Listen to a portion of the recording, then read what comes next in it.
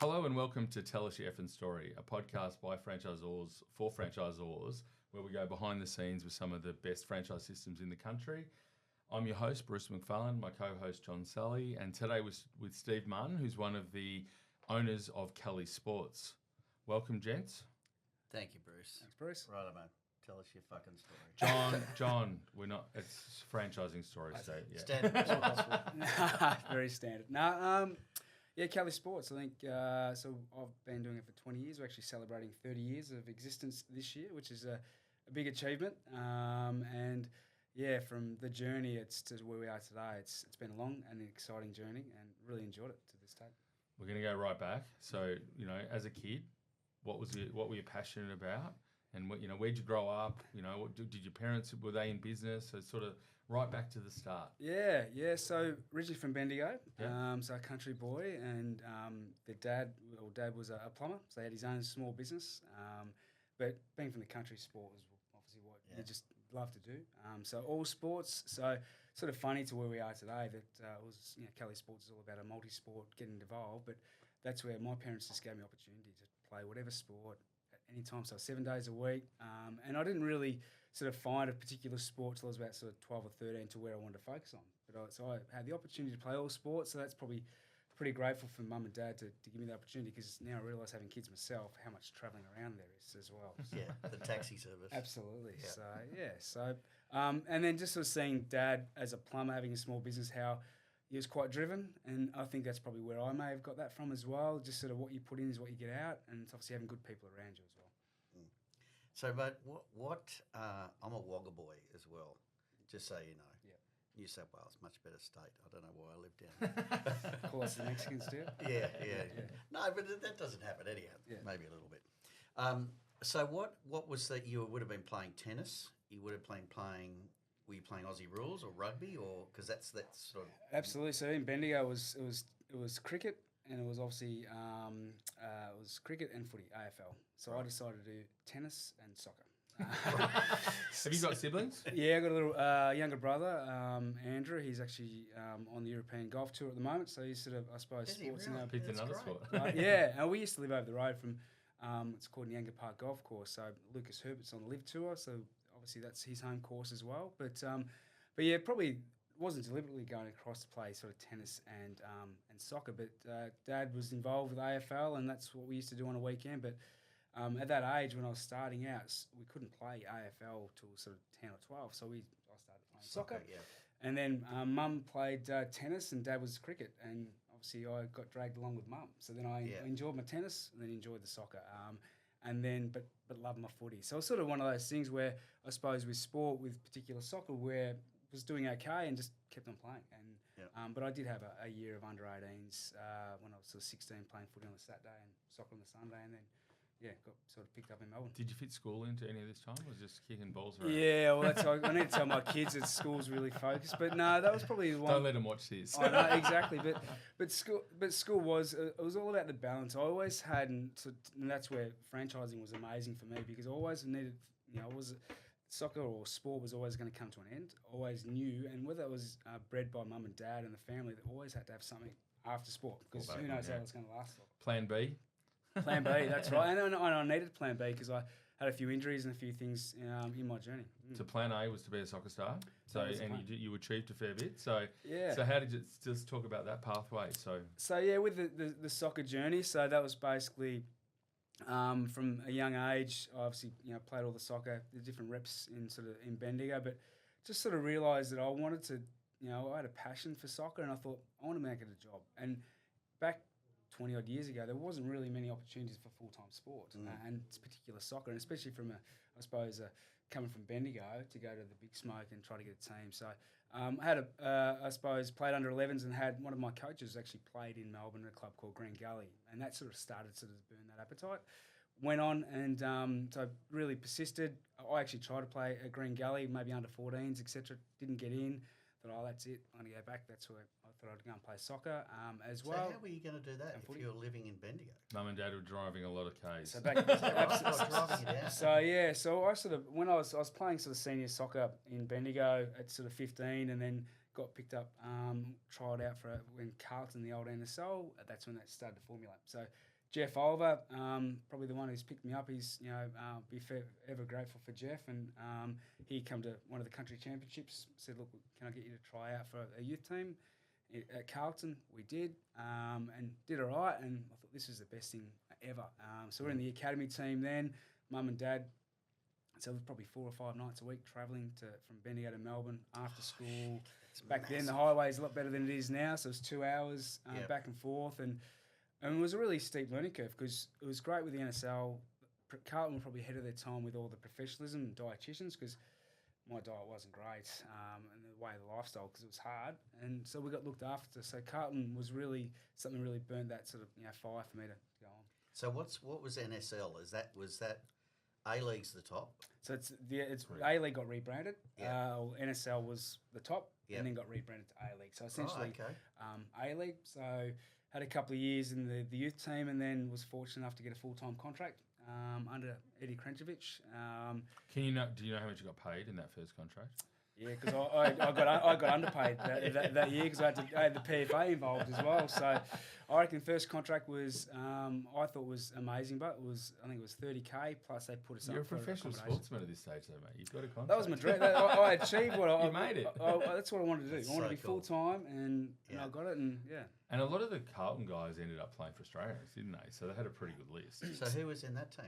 So what position were you playing? So I was sort of left back, left midfield. Right, so okay. I suppose they say the old golden generation. So I didn't quite go into some of the lofty heights as a few of the guys, but used to live with Archie Thompson, Josh Kennedy. So we were sort of down at Doncaster East. It was. We had about 6 of us sort of been camped up there. But yeah, Simon Colosimo, Marco Bresciano, Vince Grella.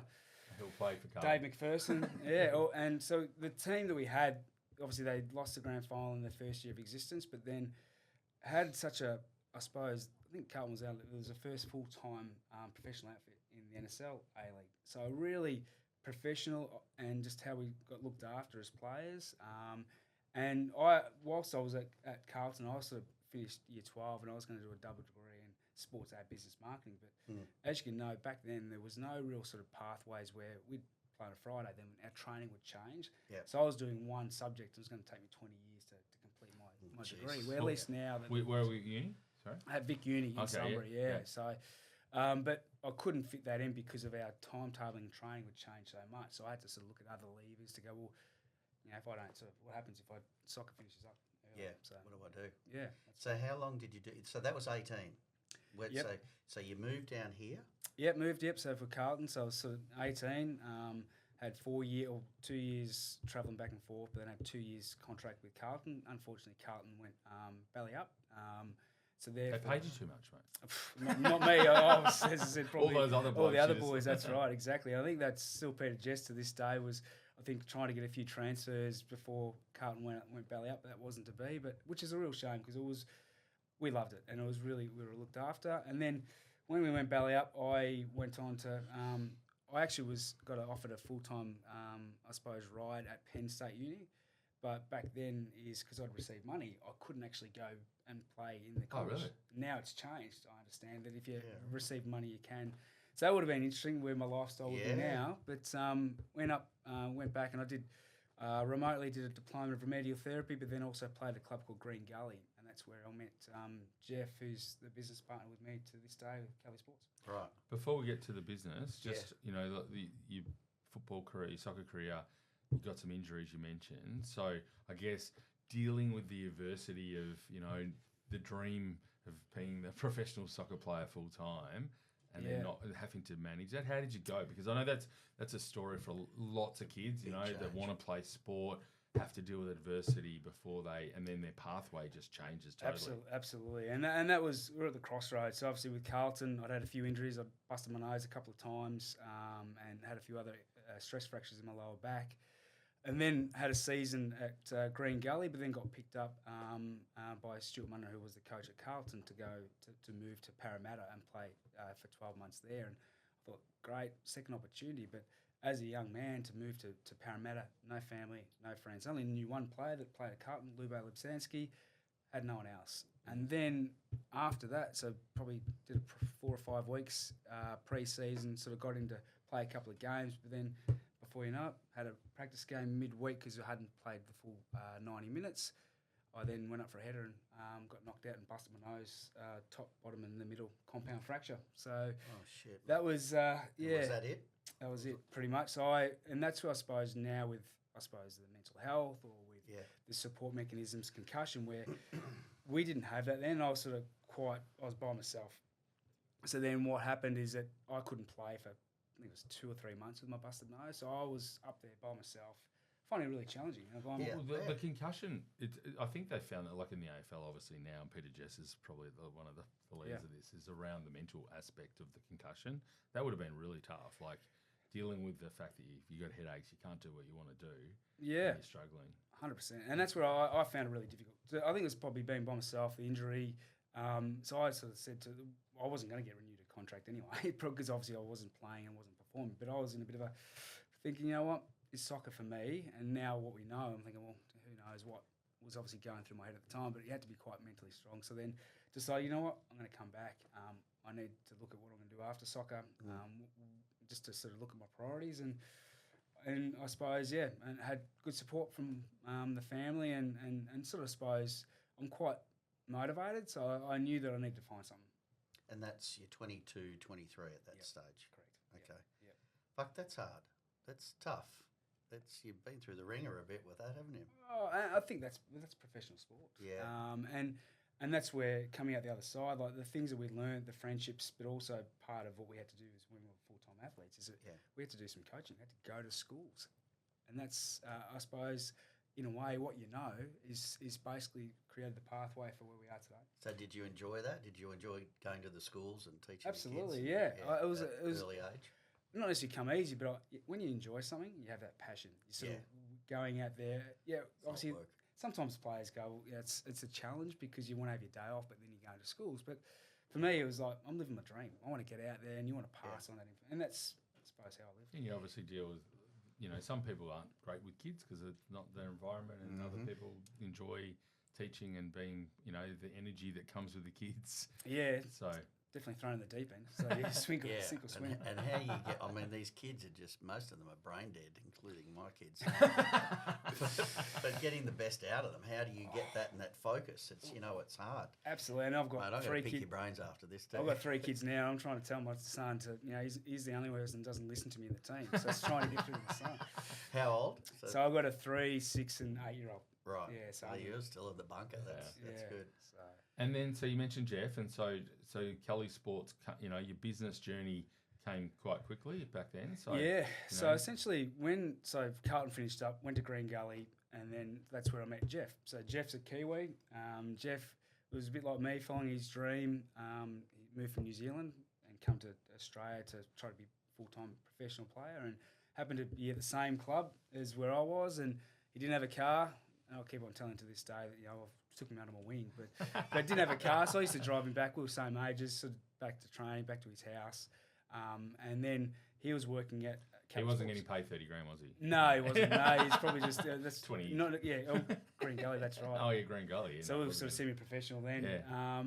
Yeah. So he, but then I got the contract to go to Sydney, but he was working full time at Kelly Sports before Kelly Sports had franchised out.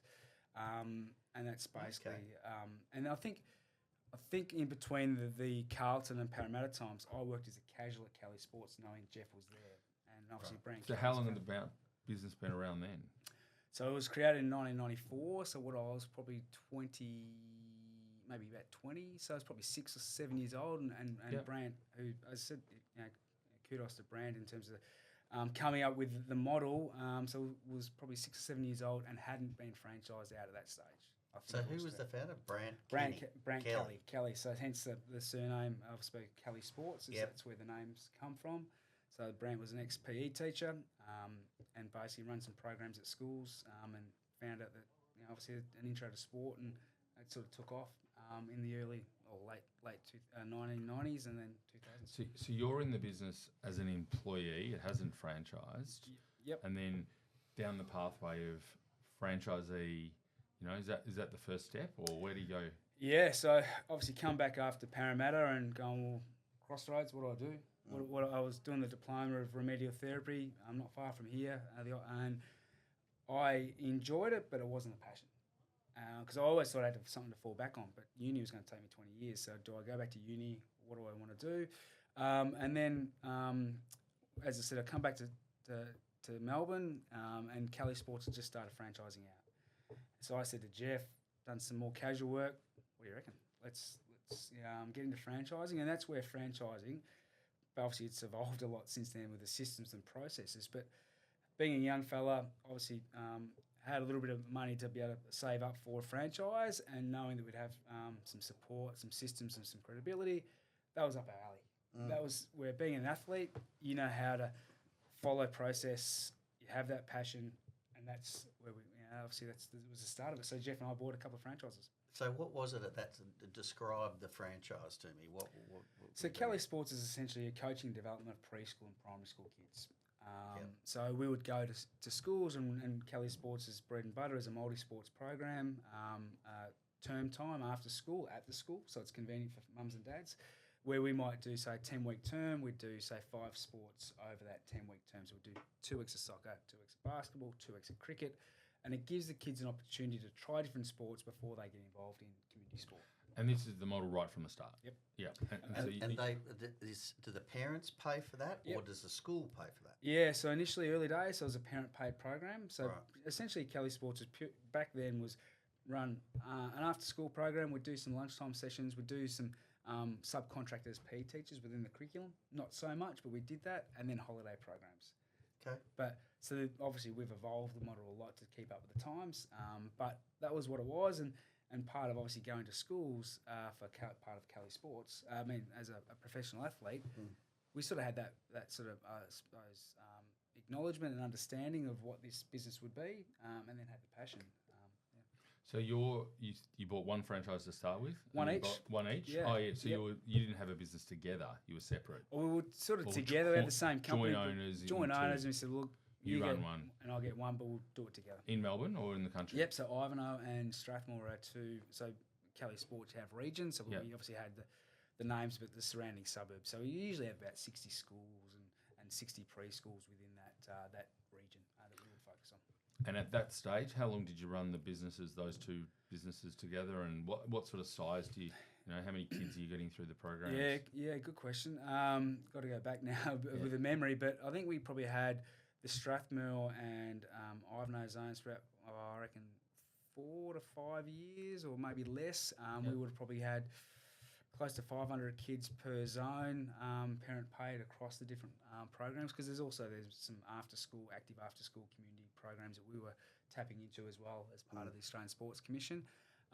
Did that, and then I think Brant or one of the other franchisees was looking to get out, so then we got an inner northern, and then obviously Brant had sort of indicated maybe there was another northwest, so we sort of, I suppose, had that appetite. You probably could see that we were driven. We were sort of looking at how can we continue to expand, and it's sort of funny you have that story now. So then fast forward with the franchisees you talk about, you can sort of look at that journey and say, well, what does it take? What do you need to have to sort of give you that sort of good start? So how many franchises at that stage? So in terms of the we had, or the whole group. You as part of the group, both.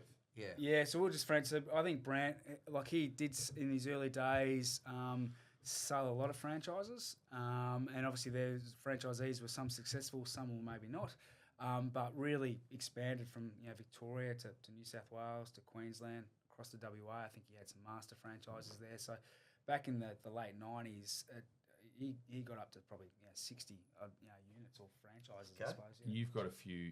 By this stage, you've got 3 or 4. Yeah, exactly. Yeah. And so, as a franchisee, you're obviously learning business skills on the run. What were you learning yourselves compared to what were the support from Brandon and his franchise system? Well, I think back then it was obviously because of the systems and process. I remember our database and I had just a basic website. I think even if we had a website, but then we also had just a spreadsheets to take enrollments, and had the old do all the mail outs, physical mail outs to send in the mail, and obviously then get the money coming in. You get your checks. You have to go to all those. Thinking, wow, how old are we now in terms of how things have changed? Yeah. So so we had the different, and we did have support, but I think that because Jeff had worked at head office. So coaching is number one. So it's a coaching development business. So being able to sort of communicate, run good sessions to retain, so parents are happy, so they're happy to have their children participate in your programs. That was the bread and butter. You do a good job, then obviously the kids you maintain the kids and hopefully grow. Then obviously the sales part of trying to recruit programs, go to schools and sort of that sales part, that was all foreign to us. Accounting, that was all foreign to us. In terms of doing bank reconciliations, having an accountant go and getting legal advice, like. We had no idea. Yeah, there was a manual, but there was a manual, but not a manual, because we're just learning on the run, and we were sort of probably left to our own devices to a point. Which is often the case with an early stage franchise system. That often the franchisees are developing as quick as the franchisor, because the franchisor lacks resources, and so they're learning about how to put systems and processes. Sounds like you and Jeff developed your own ones, and were able to develop the sales skills to build a business. Yeah, and credit to Brant, and obviously they had some videos and sales platforms, and one of the operations managers was Simon Helmet, who used to coach the Renegades, and obviously had that sort of teaching background, so he was really good in the journey. Even Chris Reedy, who was the founder of Cedar, he was involved as national operations. So Brant had a good team and had a back head office team that would, if we had support, we could get support. I suppose us being young, we sort of went along the journey, and if we needed it, then we'd sort of rely on. But there were certain things that we just didn't know around the corner, so we had to evolve. So he sells to you guys. No, Brant, the founder. there's a bit of a story in this. So is there? we'll get to that. Okay. It wasn't as simple as a sale. Is it juicy? A juicy story? Well, there's a bit in it. So there's a little bit in it, and I think that we had the 4 or 5, and then. I think we ended up having 4 or 5. But then what had happened after that journey, we thought we were ambitious. And I'm not sure if Brant approached us or we approached Brant, but the next part is to purchase the master franchise for Victoria, South Australia and Tasmania. Okay. And that was probably the bread and butter of Cali Sports at that particular time. So and still hovering around 60 at that point? It was probably down to about, I reckon it come down to about that sort of 45, give or take. I could be wrong, but yeah, it started to sort of, as we took over, and whether that was the next evolution, because I think whether Brant had the focus of the northern states and maybe overseas, etc. Because at that time, I think Cali Sports had also been, I think Brant sold the rights over to New Zealand as well, so that was independent. Oh, okay, at the same time, yeah. So things are going okay, and then you've got the master rights.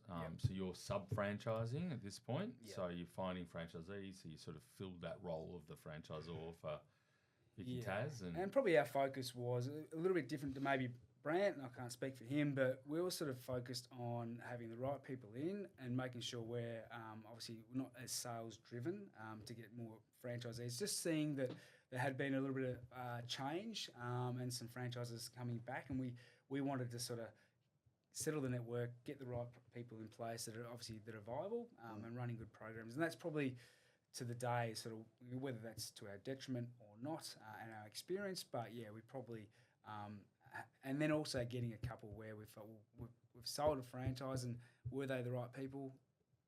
On paper they might have been, but it hadn't quite worked out. So we were very conscious of obviously people investing into the business, and then maybe 6 months later it wasn't for them or didn't quite work out. So it's a significant investment, whether it's 30 grand or 60 grand. It's quite small for a franchise sector, but that was something we were really conscious of. Yeah, and they're generally all youngies. Like, were they at your sort of stage when they were buying in? And sports backgrounds, was that quite common? Or yeah, there was a bit of a mixture. Yeah, so it's sort of interesting as you go. You have your ideal model of who the franchisee for Cali Sports would look like, and you go, well, yeah, maybe an ex-teacher or an ex-athlete, etc. That you sort of look at, and we've got some really, I suppose, great case studies for and against in terms of, I thought that person would be amazing, but then hasn't quite worked out. Where sometimes we've got some really amazing, so we've got franchisees or ex-teachers that are running great things, but then also we've had some stories where maybe they were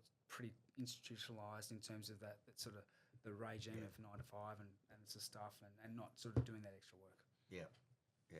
Okay. So, where you are today, obviously as the franchisor, there was a bit of a rocky road to get to where you got to. So, it wasn't all just how about I buy you out sort of thing. There was a few things. So tell us a little bit about that story. Yeah. So when was this as well? What sort of time This is around frame? about 2008 to 2010, I think it was. So we were master franchises for about 2 or 3 years. Okay. A couple of years, I think we were master. Maybe not even that as a master franchise. And obviously, for us to take on that was a big step for us to take on the masters. And were we ready? Yeah, we were ready. But then also I suppose doing that and taking away and having sort of Victoria, Tassie, and South Australia. And obviously not knowing what branch directions were with Kelly Sports, that probably changed the dynamic from a master and maybe revenue as well from himself. But that just the circumstances changed where I suppose we're in a situation where we end up buying brand out. So and that was probably I can it's what is it now 15 years 14 years ago that when we bought brand out for that. And were we ready? Probably not, but circumstances, I suppose, made us go down that track. Never ready, but That's just got to right. get into it. So what at that point was there still around the 45, or had you put some more on the ground since you were the masters? I'd say it was probably similar. It was. I know because we would have probably had at that time, I reckon, 25 or so in those states, and there was some northern states like New South Wales and Queensland, and that basically we sort of had handed over to us. But then obviously as we sort of taken over, we'd realised that maybe there was a few exiting from that period of time as well. So I think the 45 then it would have obviously dropped down to around about that sort of 35 mark, give or take as well. And with saying that, there's obviously franchisees had multiple units, so there's obviously they might have had 2 or 3 zones. And is the model good? Is it like it was at that stage? You probably changed it now, but was the model good? Were they making money?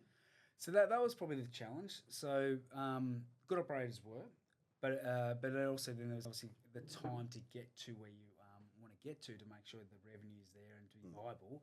That was It's a full-time role. Full-time role, not just a part-time. Yeah. So that was probably just the length of time to get to the revenue you would like to get to, because when you're trying to sort of recruit schools and there's a process to recruit schools and getting programs up and running, that can be that time. So we sort of evolved the model to where we do a lot of preschool programs where that's sort of where the centre pays. We then obviously have our holiday programs. We have our obviously lunchtime and after school, and then as well as our I suppose holiday program. So we wanted to have a model that was sustainable, essentially 50 weeks of the year outside. So the holidays, we then brought in other corporate events that we have.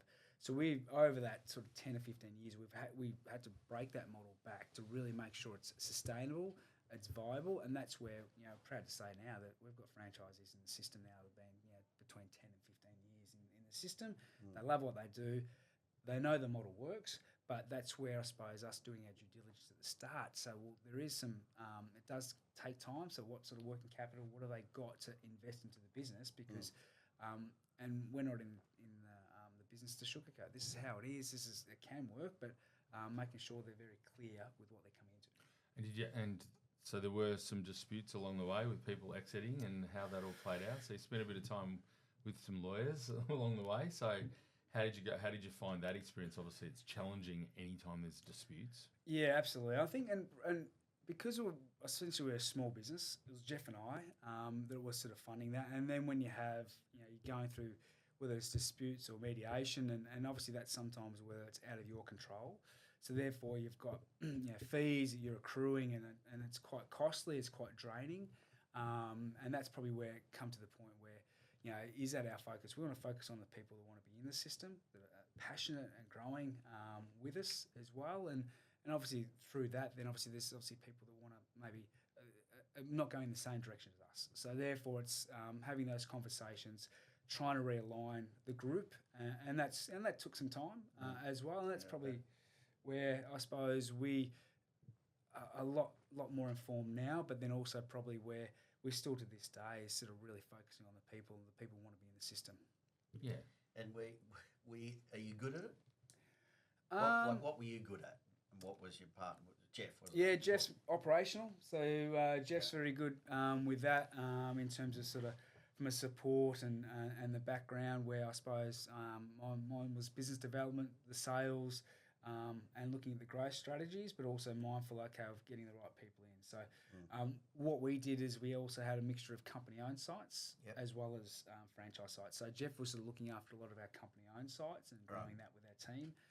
While I was sort of working with the franchisees with their business development, their growth strategies, how I can support those as well. So that was probably that sort of mixture. So just let me get it right in my head. So it's not, so you say, all right, well, be at the school at between 3:30 and 4:30, and we're going to do all sorts of different things, or today is soccer, and then the next day is footy, and so there's nothing specific. You were just training them and getting them their physical literacy. Yeah, essentially, we provide flyers. So, for example, our preschool programs, which is done during the day, so therefore doesn't impact on our school programs, because obviously, so that's a fundamental motor skills program. So we'll have obviously a 10-week program where it's focusing on the throwing, the catching, obviously the principles, which is an engaging sort of program for the kids. And that's where centres see the value, where they will contract us in to come and do that during the day. With our Cali Sport, so for example, our bread and butter is the multi-sport, so it's usually targeted for the prep to grade 3s who are not involved in community sport. So a flyer would go out and it would be, okay, we're doing a 10-week program, it's X amount of dollars, and we're doing 5 sports over the 10 weeks. But we always do, so we'd say if it's with 2 weeks of soccer, we'd do a soccer program for week 1 and 2, then week 3 and 4, it's basketball for 2 weeks. Essentially giving them families and children a taste to go, well, obviously it's quite costly these days in community sport at times, depending what sport it is, but at least if little Johnny goes, Mum, I love soccer for that 2 weeks, and then Mum and Dad go, okay, well, what do you want to do? Do you want to play sport? What sport is it? It's soccer. And they've had that experience, exposure, then they can obviously invest in doing that. So we usually, prep to grade 4, we do straight sport, so whether it's academies where we do a straight soccer program, for a term, or an academy program, I suppose, and part of why I got into Cali Sports, soccer's my sport. As I said at the start, I love all sports. I want to expose kids, they can make the decision of what they want to do, and as a business model, you're not limited to just doing soccer. And as a business model, you've got different parts now, so it has evolved. So there's 3 parts of the business. So, how does that all get divided up in terms of, what are the different parts? Who's the target clients, and how do you run it? Yeah, so I think probably maybe alluding to the 3 parts. So what Jeff and I have over the Cali Sports is our franchising business that we have. So that's our main focus in terms of with that. So that's where we're doing the preschools, the primary schools, and you have different sort of revenues, whether it's from schools paying us for part of the sporting schools, or the kinders and parent paid. But we also do, which we haven't franchised out, is a couple other, a Cali Club, which is a before and after school, which is an outside our school program, which is childcare subsidies. That can't be franchised out because of obviously the CCS and the department regulations that we have in place. And then also we have another program, which is a 1 to 5-year-old program, Cali Mini Sports, that we have, which is not franchised out. It's run independently. And obviously with us, I suppose, they don't compete, but they can work together.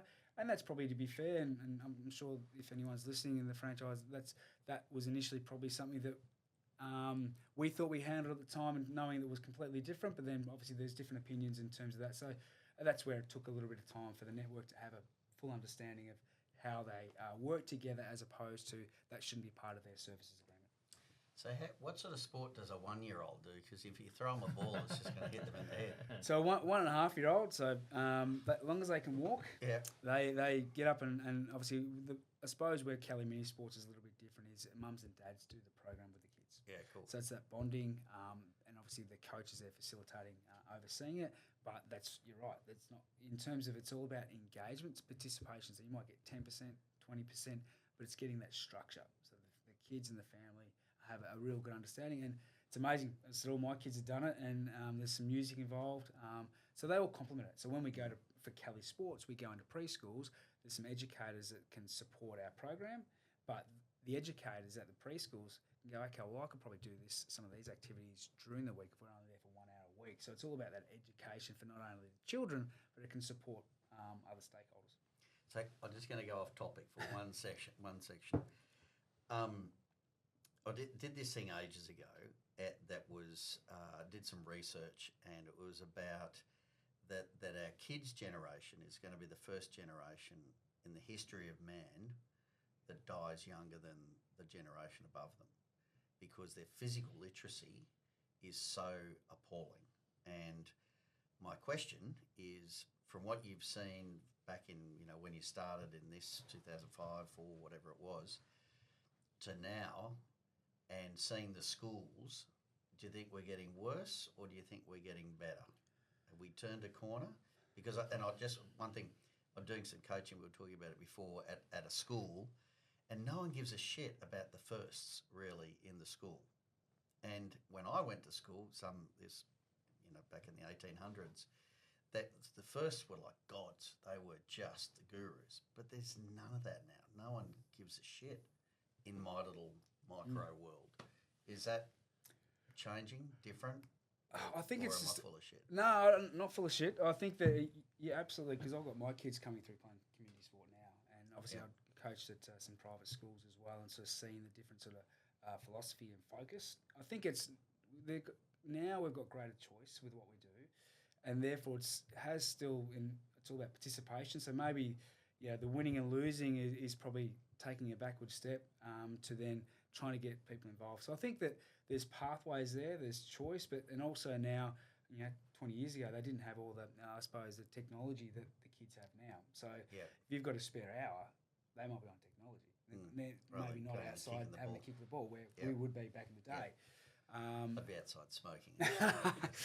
So, and that's probably the difference. It's probably those hours, the increments here or there. I think they've got choice, but it's also then trying to educate families and obviously and the children, the benefits and the features of just getting the kids active. It doesn't matter what sport they do, but it's just getting them out there, let them enjoy it, and then that's where they get to a stage. Then that competitive edge can come in, but that's probably where maybe we've still lost that little bit of that competitive edge as we get a bit older. So looking back again, we've probably only got about 10 minutes, so we're going to go through the last questions. But thinking about yourself getting into business, because you weren't, didn't go down through the academic pathway and study and stuff. So people that listen to this often are earlier stage in their business journeys. Anything that you learned back then that you think, gee, I wish I had known that now, or I could have done that a bit differently? Look, I think that we all take risks in life. And I think for me, and if you're driven, you have the passion with what you do, you obviously do your research, but I think franchising was perfect for me.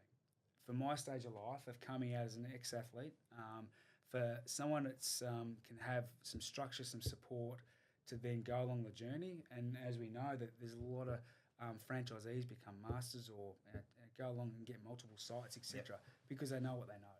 And that's probably, I feel sometimes, I couldn't build. I need to stay in my lane. And what am I passionate about as well? So it's, I suppose kids sport, and that's where we've built on variations of what we do. But ultimately it's, knowing and evolving and as I said, being willing to sort of, get outside help as well. And that's where franchising is good, because you've got the systems and processes at the back end, whether it's the franchisors have got the accounting, the legal, the tried and tested methods. And then you just need to make sure that you can go, you know what, I'm going to take it by the horns and you'd be surprised what you know. So how many have you got now? So we've got about 30 franchises or units, I suppose. We've got franchisees that have multiple sites. And that's where, as I said, we're probably now to sort of looking to go, okay, well, getting, more people that want to join the team. We haven't really spent much on marketing and sales to recruit new franchisees. So we, in a way, it's probably not the right attitude, but the people that want to see our system, love what we do, then they'd approach us. That's definitely not the sales pitches that really go through. But I think that we know the model works, and it's all about the passion of people, and that's why I love working with our existing franchisees, because you can see their passion and their joy, and they're also getting rewarded with what they're doing. Yeah, that's awesome. And I think that you said it like it's obviously you're in business, there's an appetite for risk of some degree. Following your passion is a great thing as well, but making sure that you got the right people and systems around you. What about tips for franchisors? So there's a lot of, John and I spent a bit of time talking about the franchise sector, and there's a lot of franchise systems that get stuck at 5 or 10 or whatever the size is. what sort of tips have you got for franchisors? You've been one for, 14, 15 years now? Yeah. I think it's obviously as a franchisor, there's obviously so many elements, and I think it's sort of, obviously listening is important, and that's sometimes we've evolved over there, listening to the franchisees and evolving your model, and obviously the franchisees need to see that they're getting value and support, and that's where I suppose that constant communication, but not over the top, because at the end of the day as well, the franchisees need to be the owners of the business and trying to drive it. How we support them, absolutely, but they've also got to have that drive. We can't run it for them. Yep. But I think also, as a franchisor, that I think you need to have maybe support behind you. So depending on having that strategy to go, if you want to go interstate, or how you want to get from 30 to 60 to 90 units, we're sort of, I suppose, at that hump of around about 30, and I think the appetite to grow, you need to have that appetite, and I suppose everyone's journey is a little bit different. So if you've got young kids, do you want to go interstate, or is it someone else that do you master franchise the other state because you haven't necessarily got the time to be travelling interstate as well. So I think it's just listening. I think the Franchise Council of Australia have been really good having networks. I'm a part of a networking meeting that Bruce chairs, which it's great to get insights from other people. So I think it's just evolving and listening and understanding that we're all in the same boat, but I think but ultimately it's franchising. So we all have similar challenges, and I think that's a really, being a part of that is really helpful. Good on you. That's awesome. Very exciting. And the big goals? So you think is it to grow to 60 or 90, or you at home coaching your own kids? So, well, that's right. That's something we're still just working out. And we have brought in a couple of franchises that have now taken more of a lead role in Victoria. So Gary and Dom, so they're sort of splitting up east and west of the state. So they've got an appetite to look to grow with that one. And then what we look to do with other states. So I think that there is that appetite to grow. But the one thing is that, as we've learned, is we're not there to get another 20 or 30 in the next 12 months. We want to grow together, and obviously within reason, to making sure we're not getting too big, and ultimately we can support our franchises. Yeah, so franchisees that are making some money, and also that you've got the resources to be able to support them, and picking the right ones at the start is also really important. So you don't spend all your time fighting with people that probably weren't fit, weren't the right compatible with the business. So what do you think you could get to? Have you? Absolutely. I think that because we haven't sort of really hit New South Wales and Queensland, I think for us, and that's once again having people on the ground. So if we were to put some BDMs on the ground and obviously mastered the states, we know that the model would work because they can support the people on the ground to then grow and extend. They can see the model working. So it's probably the other states. New Zealand works. So obviously one of our business partners own New Zealand, and basically he's just sold. But we know that the model works with Commonwealth countries, etc. We've had little brief stints in India as well. So I think the sky's the limit. It's just a matter of obviously probably for us is getting some people around us to then support us with that next phase. Cool. That's very good. Thank you very much. Congratulations. Thank you. Thanks, John. Thank you. Very good. Thanks for your time. I need some coaching advice. So Okay. Well, I've left 5 minutes. Okay, that's right. A lot longer. Thanks, than mate. that. No, that's good. Very, very good.